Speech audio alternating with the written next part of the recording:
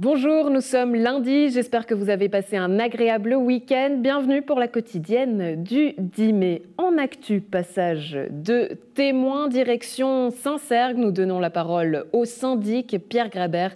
Après une législature à la tête de sa commune, il cédera sa place à Paul Ménard. En sport, on prend de la vitesse avec Léa Sprunger qui revient sur son parcours, mais aussi sur ses prochains objectifs. Jeux olympiques de Tokyo, Alexandre Caporal la reçoit sur son plateau. Enfin, en culture, direction les planches du théâtre avec la pièce Charlie, signée Christian Denisard, et à voir à Gland au théâtre de Grandchamp.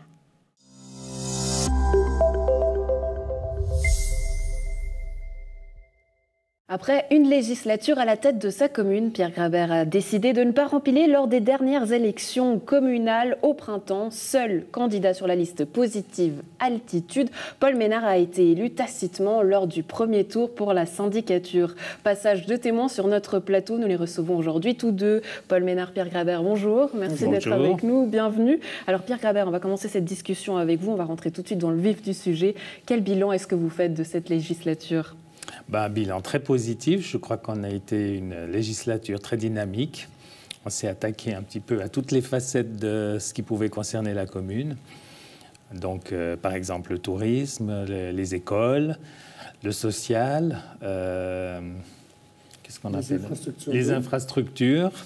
Voilà, les infrastructures souterraines. Donc, les SI, les services industriels. Oui, on a fait énormément de choses. On a réglé aussi pas mal de vieilles casseroles. Ouais, des vieilles casseroles, justement. Qu'est-ce qu'on appelle comme vieille casserole en tant que syndic ? Dites-moi peut-être un projet que vous avez bien aimé mener à bout au cours de cette législature. Un des projets que j'ai bien aimé mener à bout avec Région de Nyon, c'est de régler les problèmes des DAP, DOL, DAP, TUF. Ouais. Donc, grâce à Région de Nyon, qui nous a pas mal aidés, on a vendu le refuge, l'ancienne ferme des DAP, et on a vendu aussi la parcelle du parking des DAP à Région de Nyon, ou plutôt à la Sofrène. À la Sofrène, oui. Voilà.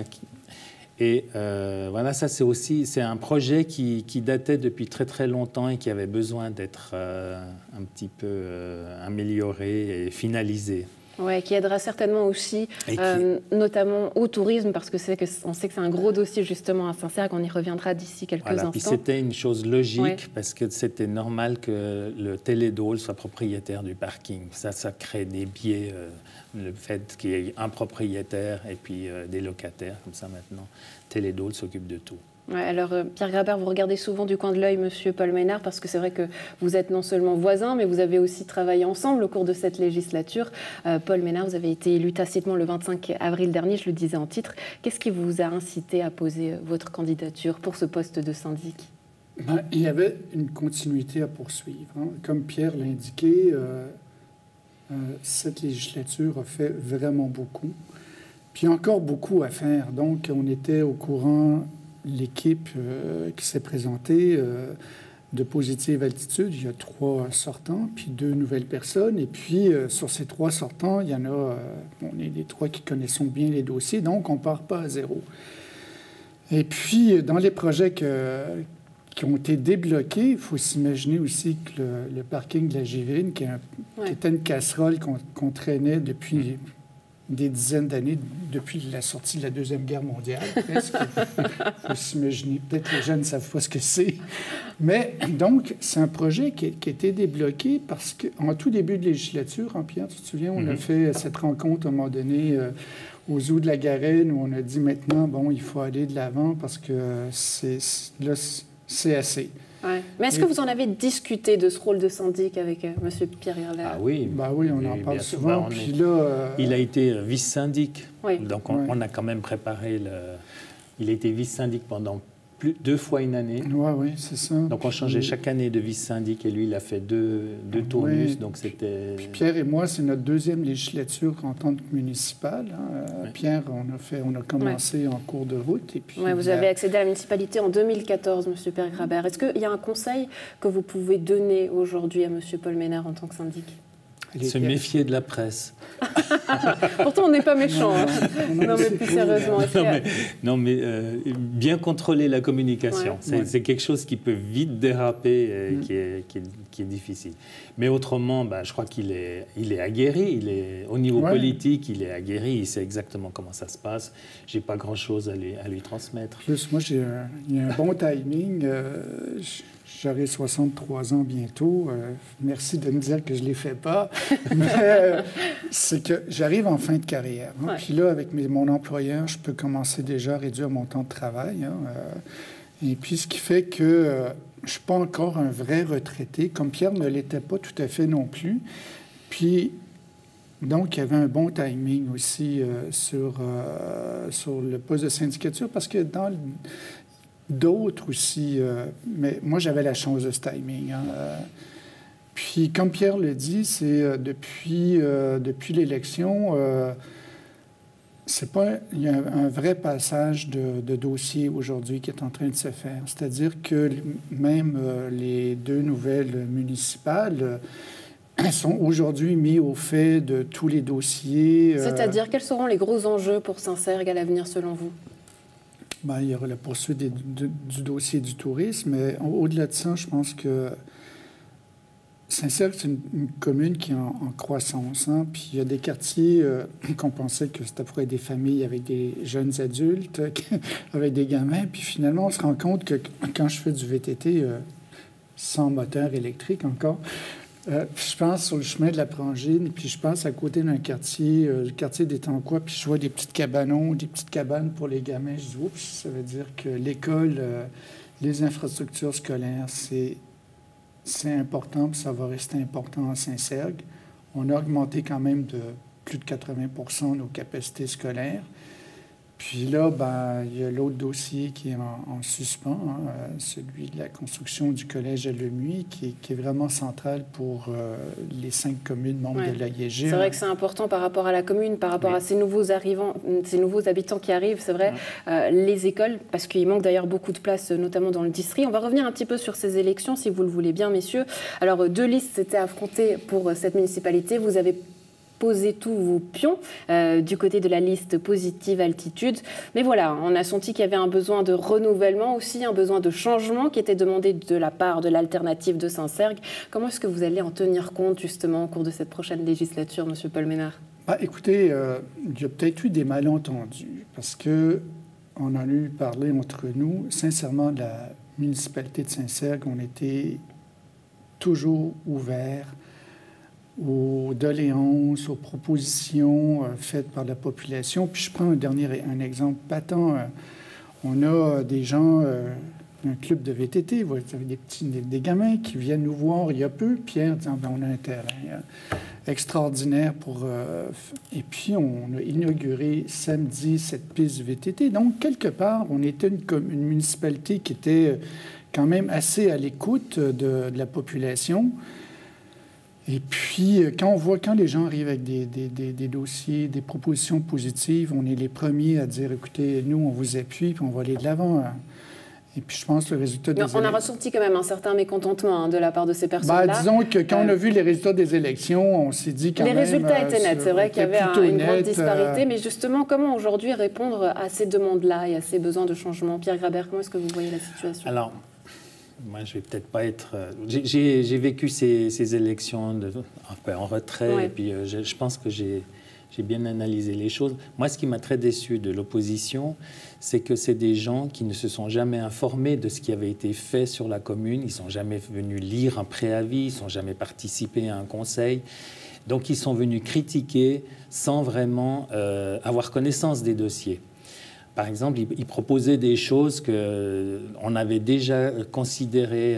Par exemple, je prends le social. Il disait qu'il faudrait faire quelque chose pour les aînés, etc. Mais on a fait quelque chose pour les aînés. On leur a octroyé un local dans l'ancienne poste. et les aînés peuvent se réunir. Je veux dire, on n'a pas rien fait. Et ça, ils ne le savaient probablement pas. Ouais. Mais on sait qu'aujourd'hui, la politique dans les plus petits villages, c'est souvent des histoires de famille. Hein. Quand on arrive en tant que nouvel habitant, quand on veut s'intégrer peut-être à cette politique, est-ce que ça doit forcément passer par le conseil? Je crois que Saint-Sergue est assez ouvert. Oui, dans le temps, il y avait des histoires de clans et tout ça. Et je crois que maintenant, Saint-Sergue est assez ouverte. On a quand même un renouvellement de la population qui est très important chaque année. Et je crois que les Saint-Sergois sont très ouverts aux nouveaux habitants. Mais les nouveaux habitants, là, qui nous ont passablement critiqués, et notamment à travers Facebook, et moi, Facebook, j'en fais pas partie, et je trouve pas que c'est un moyen de communication idoine pour parler à la commune, je me suis aperçu que ces gens-là, ils savaient rien du tout de ce qui avait été fait sur la commune. Et ça, je trouve quand même assez grave de critiquer sans s'être informé au préalable. Oui, alors Paul Ménard, vous arrivez un peu, enfin, vous n'arrivez pas puisque vous étiez déjà municipal, mais aujourd'hui avoir ce rôle de syndic dans cette situation qui peut être un peu turbulente, comment vous vous sentez? Confortable. Non, mais regardez, je pense que quand on fait de la politique, même si c'est un petit village, pendant une période d'élection, il y a toujours des tensions. D'accord? On va dire que ça fait partie de la vie. Hein? Puis, comme on a toujours fait, ce qui est important, c'est de revenir, des fois, c'est de recadrer les choses sur ce qu'on peut faire puis ce que les communes ne peuvent pas faire. Parce qu'on n'est pas tout puissant. Hein? Ça, c'est peut-être une des premières choses qu'on apprend, Pierre. Hein? C'est pas parce qu'on est syndic ou municipal qu'on peut décréter des choses. Il y a des lois. Il y a le canton d'une commune, mais elle est infime maintenant. Le canton a tellement de pouvoir. C'est vrai que notre marge de liberté est infime. Alors, il faut expliquer aux gens que c'est pas du je m'en foutisme, puis c'est pas d'impuissance, c'est juste qu'à un moment donné, il faut recadrer, c'est-à-dire qu'il y a des niveaux de pouvoir, il y a aussi des niveaux aussi, il y a des fonctions du législatif, de l'exécutif, puis nous, le judiciaire, on n'en parle pas, mais puis c'est aussi, puis l'objectif, des fois, c'est juste de recadrer les choses, comment elles se font, comment elles doivent se faire. Hein? Ouais. Et puis, dans ce temps-là, les gens qui ont un peu de bon sens disent, oui, c'est vrai, peut-être que... Mais à nouveau, je pense que c'est ça qui nous a blessés, nous. Oui, mais pour mieux repartir, hein, partons-le, c'est vrai que la commune de Saint-Sergue se porte bien, donc on se réjouit aussi de suivre tout ça. Paul Ménard, merci beaucoup d'avoir été avec nous. Très bien. Pierre Grabert aussi, je crois que vous partez à la retraite depuis une semaine, donc félicitations, le temps maintenant est pour vous. Messieurs, merci beaucoup d'avoir été avec nous. Je vous remercie. Merci.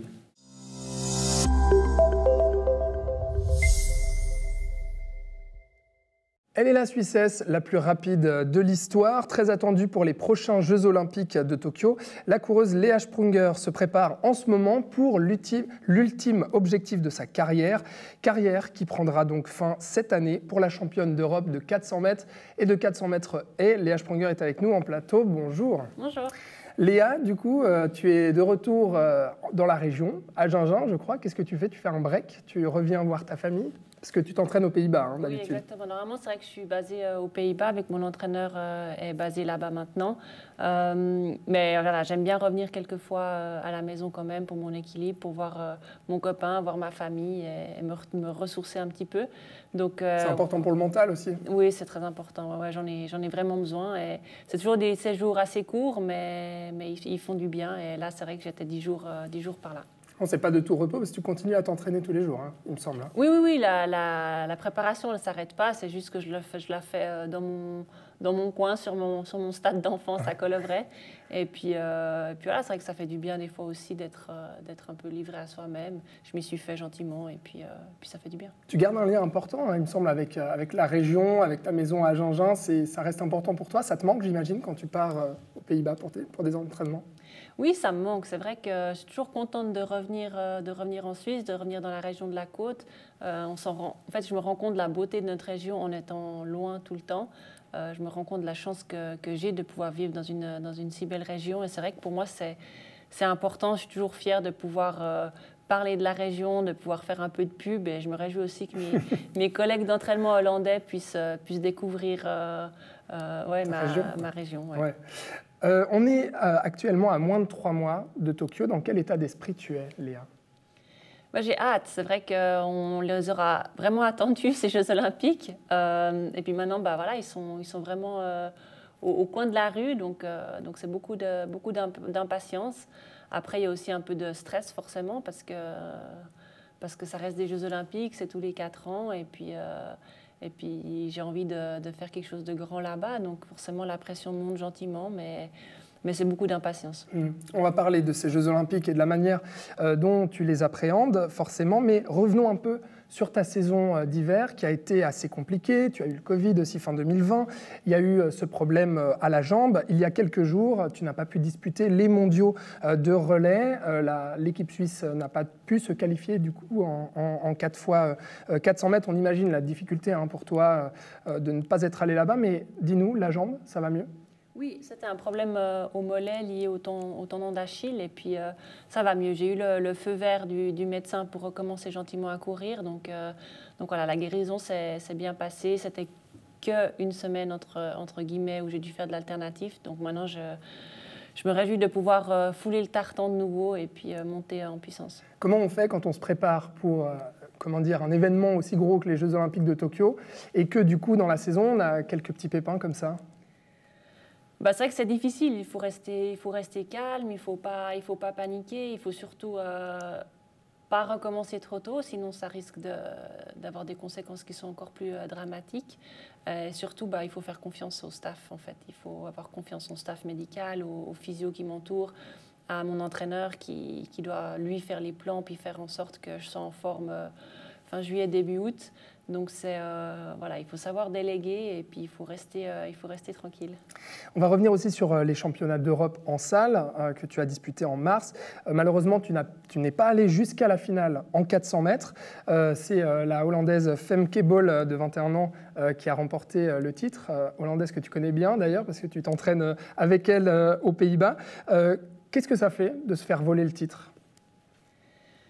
Ça fait mal, forcément. Après, c'était pas vraiment une surprise. Je savais qu'en arrivant au championnat d'Europe en salle, j'étais pas dans les meilleures prédispositions. Enfin, j'ai eu une saison 2020 un peu compliquée et du coup, j'ai les payés en fait pendant ma préparation. Donc, j'ai jamais vraiment réussi à trouver mon niveau, trouver ma place sur la piste. Mais ça fait mal, premièrement, de pas rentrer en finale. Et puis, perdre un titre, c'est toujours difficile, même si c'est la logique, en fait. Au bout d'un moment, il y a des athlètes qui arrivent, d'autres qui partent. De se dire qu'il y a meilleur que soi, maintenant, comment on le vit, ça ? On le vit, c'est un processus. C'est vrai que là, on parlait de Femke Bol, qui est ma collègue d'entraînement, qui, en plus, fait du 400 mètres. Elle ne fait pas du 400, elle le fait en salle comme moi. Et c'est une prétendante au titre olympique au mois de juillet. Et du coup, c'est tout un processus parce que en fait, je le vois de mes propres yeux tous les jours à l'entraînement qu'elle part, puis que moi, j'essaye de ramer derrière pour accrocher le bateau. Tu as dit d'ailleurs à la sortie de cette course, tu as dit « j'ai plus 20 ans ». Non, j'ai plus 20 ans. C'est vrai que depuis 2019, j'accumule un petit peu des pépins de santé. En 2019, c'était le dos. 2020, c'est les tendons d'Achille. Et du coup, j'ai toujours refusé le fait de...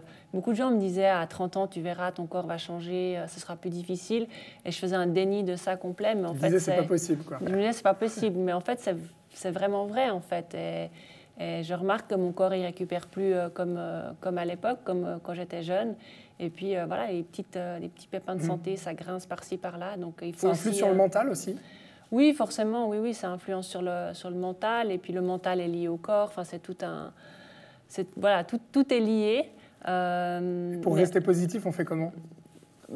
J'ai quand même encore certaines cartes qui fonctionnent. Et puis... je sais que j'ai 10 ans de carrière, 10 ans de bagage avec moi. Donc, des beaux titres aussi. Exactement, de l'expérience. Et tout ça, c'est des choses qui disparaissent pas, en fait. Donc, j'essaye de travailler là-dessus, de faire fructifier ces choses-là que je peux encore. Et puis, essayer de limiter les aspects qui deviennent dangereux pour moi et qui peuvent me blesser. Je voulais parler justement des Jeux Olympiques et de ce décalage d'1 an. Puisqu'on parle de l'âge, justement, on imagine que ce décalage d'1 an est bénéfique pour certains et certaines athlètes parce qu'ils sont en pleine ascension et donc du coup, peut-être que là, en 2021, ils sont encore meilleurs qu'en 2020. Toi, justement, qu'est-ce que ça a changé pour toi que ces Jeux Olympiques soient décalés d'1 an ? D'un point de vue de carrière, ça n'a pas changé grand-chose parce que j'avais de toute façon prévu de terminer ma carrière en 2021. J'avais prévu 2021 pour ne pas finir avec des Jeux Olympiques. Donc, le plan là a changé. Ouais. Mais après, c'est vrai que il y a des jeunes qui montent en puissance, qui n'étaient peut-être pas dans l'équation pour 2020, mais qui le seront pour 2021. Donc, c'est vrai que ça change certaines choses. Je pense que pour moi, c'est peut-être un petit désavantage. Mais après, je pense que je suis tout à fait capable de me battre encore avec les meilleurs. Le 400 mètres, il reste une discipline très technique où l'expérience joue un grand rôle. Et ça, c'est quelque chose que j'ai de plus qu'une personne de 20 ou 21 ans. Ouais. Est-ce que tu as plus ou moins de pression que quelqu'un qui va faire ses premiers JO ? Toi, ce sera tes 3e JO. Tu as de la pression parce que tu es attendu au tournant sur les résultats ou bien qu'est-ce que ça change ? Personnellement, moi, je ne me mets pas de la pression sur les Jeux Olympiques, je me mets de la pression sur l'objectif que je me suis fixé, à savoir la finale, voire même la médaille. Donc la pression reste la même, que ce soit un championnat d'Europe, un championnat du monde ou un Jeux Olympiques. Mais après, c'est vrai que je connais les Jeux Olympiques. Après, je pense qu'on sera tous logés à la même enseigne, à savoir que ce sera des Jeux Olympiques qui sont complètement différents. Et ça, personne peut vraiment l'anticiper, peut vraiment prévoir ce qui va se passer là-bas. Donc, sur un certain niveau, en fait, on sera vraiment tous les athlètes à la même enseigne. Je l'ai dit, donc, ultime gros défi, ces Jeux Olympiques de Tokyo, le point d'orgue justement de ta carrière. Comment on vit quand on se prépare vraiment avant une échéance comme celle-ci, avec tous les imprévus qu'il y a? Ça change quoi pour une sportive? Je pense qu'il faut être capable pour une sportive de faire abstraction en fait, de tous ces imprévus. C'est clair qu'en 2020, c'était compliqué parce qu'on ne savait pas, il y avait vraiment un gros point d'interrogation. Mais sitôt que les Jeux Olympiques ont été reportés et qu'une date a été refixée, ce qui s'est passé en fait très rapidement, je pense que la majorité des sportifs, on s'est dit, OK, maintenant, on retravaille, on reconstruit toute la préparation pour cette date-là. Et puis, il n'y a pas de questionnement sur est-ce que ça aura lieu ou pas, parce que ça, c'est quelque chose qu'on ne peut pas contrôler. Donc, ce serait simplement perdre de l'énergie. Donc, c'est un grand travail de préparation, réussir à faire abstraction de certaines choses, et puis c'est comme ça qu'on fonctionne. Et le fait de vivre en ce moment la dernière année de ta carrière sportive, parce que tu t'es fixé ça, tu vas t'y tenir apparemment, ce sera le 14 septembre prochain à Bellinzone, ta dernière course. Comment on appréhende ce moment-là? Comment on appréhende cette fin? Comment tu le vis, cette année 2021? Je le vis bien, parce que c'est une décision que j'ai prise toute seule et dont je suis persuadée que c'est la bonne décision. Donc ça aide en fait à accepter ce qui va arriver. Et en fait, je profite de cette saison pour tout faire peut-être avec un tout petit peu plus d'intensité encore, parce que c'est tout pour la dernière fois. Et je profite vraiment de chaque instant, de chaque chose que je fais pour la dernière fois, parce qu'il y a des choses comme la salle de musculation, c'est quelque chose que j'aime pas du tout. D'avoir pu faire, c'était, je sais pas, en décembre, c'était la dernière fois qu'on faisait 10 répétitions en salle de muscu, et c'est quelque chose que je déteste. Tu dis ça, je suis contente d'abandonner. Ça, j'ai dit, OK, j'ai fait un check, c'est la dernière fois que je fais 10 répétitions de ma vie. et puis c'est des petites choses comme ça qui me... Par contre, il y a de l'émotion, j'imagine, au championnat d'Europe. Tu te disais, ce sont les derniers championnats d'Europe de ma carrière. Il y a de l'émotion, il y a de la nostalgie aussi. En fait, là, actuellement, je suis encore trop dans la saison pour me rendre vraiment compte. Donc, au championnat d'Europe, c'est vrai que c'était mes derniers, mais je ne m'en rendais pas forcément compte. C'était plus parce que les gens me le disaient que j'en avais conscience. Mais je pense qu'après les Jeux Olympiques, ça va être... justement, il y aura plus ce processus de... C'est mon dernier Atletissima, c'est mon dernier VL-Classe S. Le coup de blues risque d'arriver à ce moment-là. Je pense que c'est là où je vais me rendre compte, et puis le coup de blues, il arrivera, je pense, au moment où en fait, la saison prochaine va reprendre, où je verrai mes collègues d'entraînement repartir à l'entraînement, et moi, je resterai à la maison. Je sais que c'est un peu tôt pour parler de ça, Léa, pour parler de l'après, mais j'imagine forcément que tu y as réfléchi. Qu'est-ce que tu vas faire après? Oui, c'est clair que j'y réfléchis. Après, j'essaye aussi de pas trop y réfléchir, parce que j'aimerais que mon focus reste vraiment sur la piste et sur le dernier objectif. Donc, moi, j'adore l'événementiel. C'est vrai que j'aimerais partir là-dedans. J'aimerais rester dans le monde de l'athlétisme parce que c'est ce que j'aime et c'est ce que je connais. Donc, je suis en discussion avec différentes personnes, avec Athletissima aussi. Pourquoi pas essayer de travailler avec eux, de voir en fait l'envers du décor, ce qui m'intéresserait beaucoup. Donc, c'est encore tout en projet. Il y a des belles choses, des belles idées, mais pour l'instant, c'est encore pas très concret. Et prendre plus de temps pour toi, pour ta famille aussi? Oui, forcément, c'est aussi une des raisons pour laquelle je mets un terme à ma carrière, c'est pour prendre du temps pour moi, pour profiter de mon copain, de ma famille, et puis construire ma propre famille aussi. Donc c'est clair que c'est quelque chose qui est important, et on verra comment longtemps je vais prendre du temps pour moi, mais c'est clair que je vais en prendre. On imagine aussi toutes les restrictions que tu as vécues toutes ces années en étant sportif d'élite à très haut niveau. Tu te réjouis aussi justement de pouvoir lâcher un peu une certaine pression et une certaine rigueur peut-être que tu avais dans cette vie de sportive, ou est-ce que finalement c'est quelque chose qui te convient?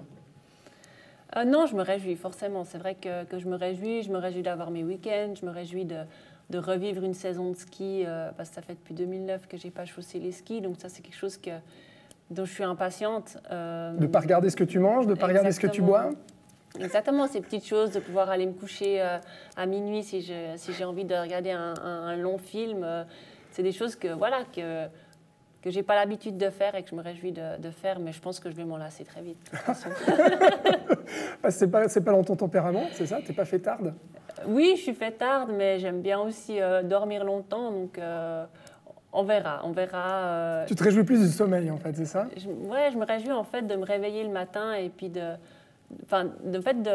switcher le bouton dans mon cerveau qui me fait penser, en fait, réfléchir à la conséquence de chaque action que je fais sur mon entraînement. Ça, c'est quelque chose c'est la vie d'un sportif, en fait. Si je mange ça, quelle sera la conséquence sur l'entraînement, etc. Et ça, je me réjouis juste de plus avoir ces conséquences. ce bouton. L'après, il sera à Gingin, toujours? L'après, il sera à Gingin, oui, forcément. On a acheté avec mon copain il y a quelques années de ça et on s'y plaît bien. Donc, je me réjouis aussi de pouvoir profiter de la maison, du jardin, jardiner, préparer mes petites salades. Donc, les belles choses de la vie. Donc, dans ton village et proche de ta famille aussi, hein. Il me semble que la maison de tes parents n'est pas loin. Hein. Oui, exactement. Ouais, on est tous dans le même quartier. Enfin, ma petite sœur, mes parents et moi, puis mon frère et ma grande sœur sont pas bien loin. Donc c'est très, très famille chez les Sprunger. Oui, on est très famille. Ouais, c'est quelque chose qui nous tient vraiment à cœur. Et puis, il y a aussi les neveux, les nièces, et ça fait... Je me réjouis de pouvoir passer du temps, ouais. Eh ben, on se réjouit pour toi aussi, mais avant de parler de cet après, eh bien, on reste focalisé, comme tu as dit, sur le présent et sur cet objectif de Tokyo, et donc d'une médaille. C'est tout ce qu'on te souhaite, en tout cas, et puis ça va avoir lieu, Tokyo. Oui, ça aura lieu, ouais. Cette question m'énerve. Alors, je ne la poserai pas. Ça va avoir lieu, Tokyo, on te retrouvera là-bas. Merci Léa Sprunger d'avoir été avec nous sur NRTV. À bientôt. À bientôt.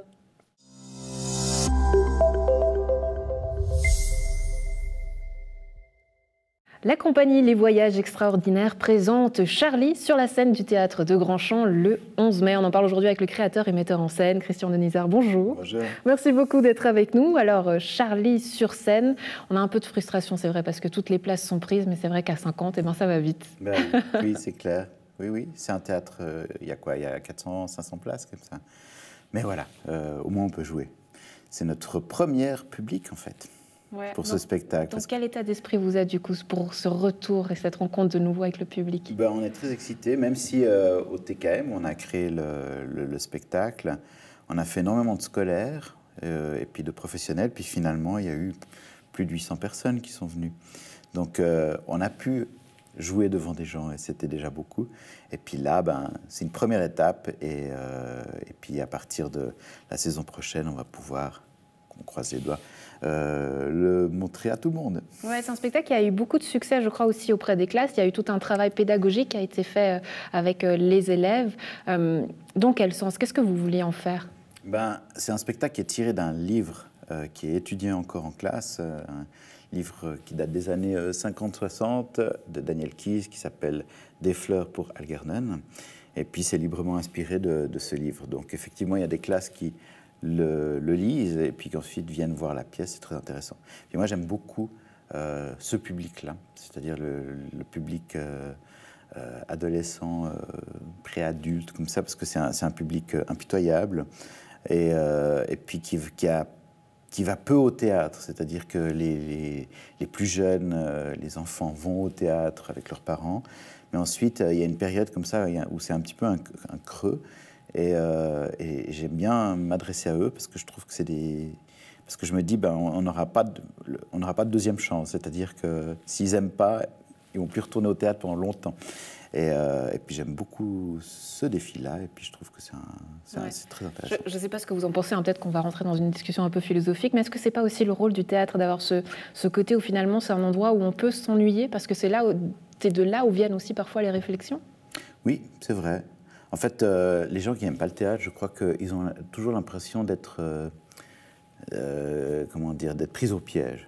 Vous allez voir un concert, vous pouvez toujours, pendant le concert, aller boire une bière, sortir, revenir. Au cinéma, vous allez déranger personne à l'écran si tout d'un coup vous sortez. Et au théâtre, c'est intimidant de tout d'un coup se lever pour dire j'ai pas envie de rester. Donc je pense que ça donne déjà une chose qui inquiète des fois les spectateurs. Et puis ensuite, oui, je pense qu'il faut voir pas mal de pièces, des fois s'ennuyer à certaines pièces, et puis petit à petit intégrer ce mode, cette manière de raconter des histoires que je trouve vraiment, vraiment fascinante. Ouais, bon, rassurez-vous à la maison, avec Charlie, ça bouge, pas le temps de s'ennuyer. D'ailleurs, on regarde quelques images. Est-ce que je peux te dire un secret ? Il s'agit d'une expérience, quelque chose qui n'a jamais été tenté jusqu'ici. Regarde cette image, Charlie. Qu'est-ce que tu vois?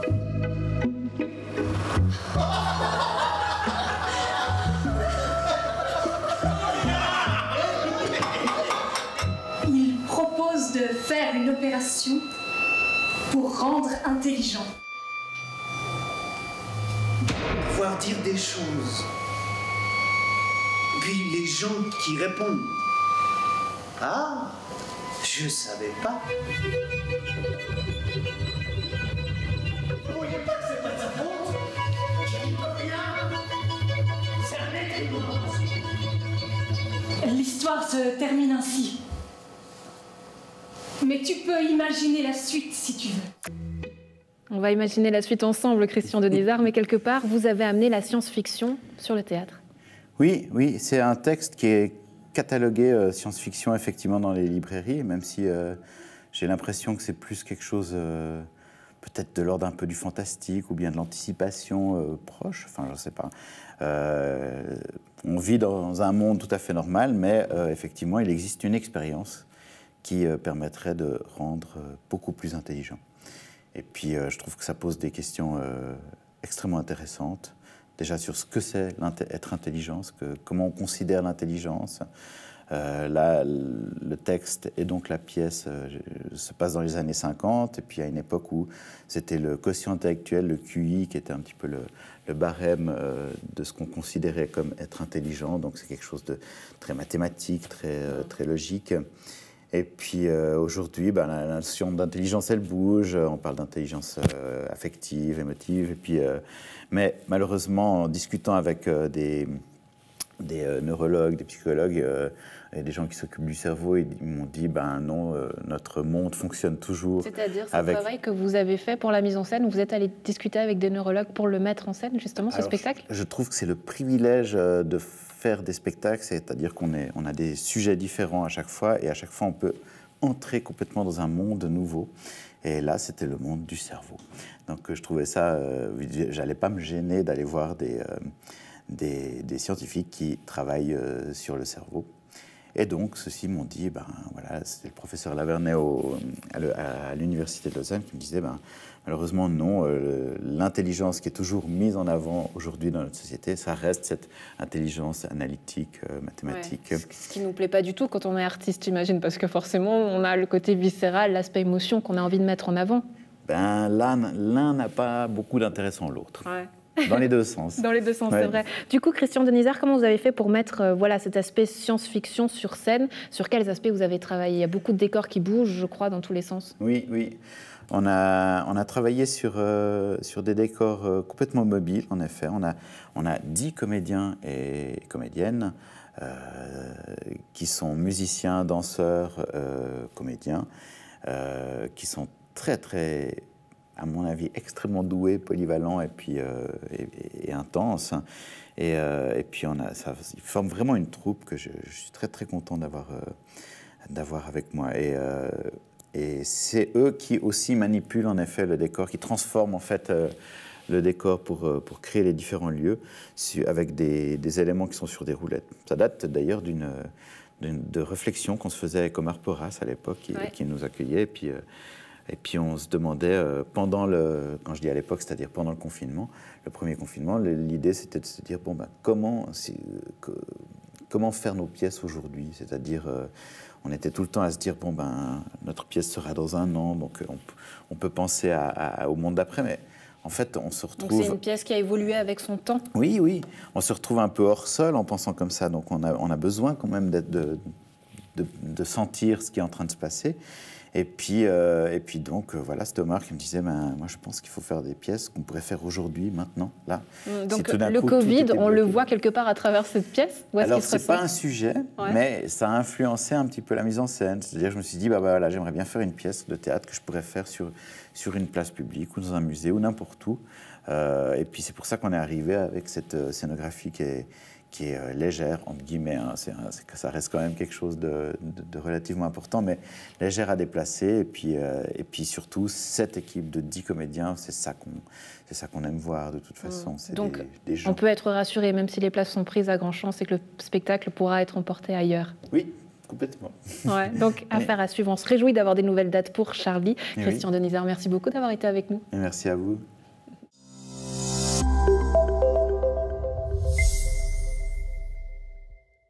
C'est tout pour la quotidienne du 10 mai. Un plaisir d'avoir été en votre compagnie. On se retrouve demain. Excellente soirée à tous.